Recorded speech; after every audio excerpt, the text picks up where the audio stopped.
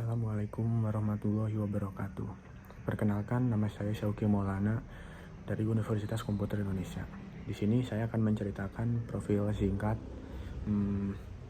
B.J. Habibie atau dengan nama Baharudin Yusuf, merupakan Presiden ketiga Republik Indonesia.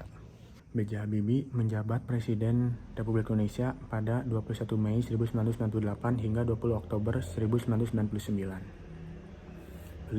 Beliau lahir di Parepare, Sulawesi Selatan pada 25 Juni 1936 dari Bapak Alwi Abdul Jalil Habibie dan Ibu Eratuti Marini Puspodawardojo. Tak lama setelah ayahnya meninggal, pada tahun 1950, Habibie pindah ke Bandung untuk menuntut ilmu di Government Middle Board School. Tahun 1954, ia melanjutkan studi ke Fakultas Teknik Universitas Indonesia Bandung yang sekarang menjadi ITB. Pada 1955 hingga 1965, Habibie melanjutkan studi teknik penerbangan, spesialis konstruksi pesawat terbang di RAETH Jerman Barat.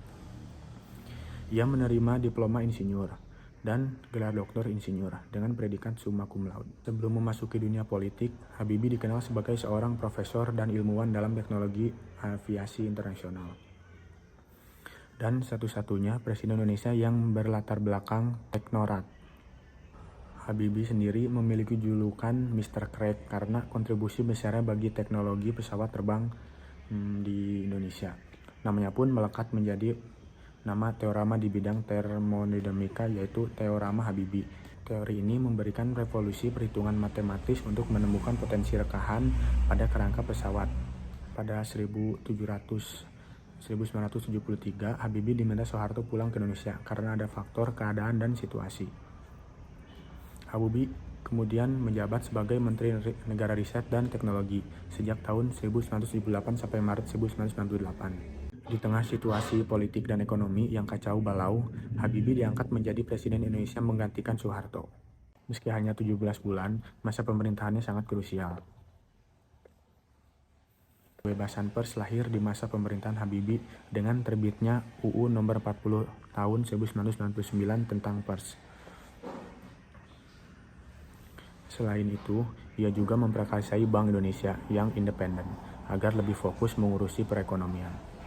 Di era pemerintahannya, Habibie berhasil melaksanakan pemilu 1999, pemilu demokrasi pertama pasca Orde Baru dengan asal Luber-Jurdil,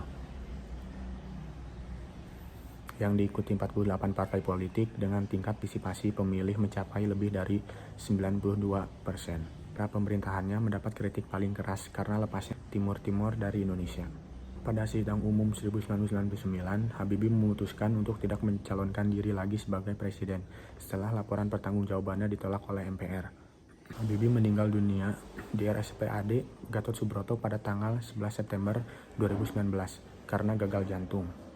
Ia kemudian dimakamkan di samping istrinya, yaitu Hasri Ainun Besari di Taman Makam Pahlawan Kalibata Swat 120.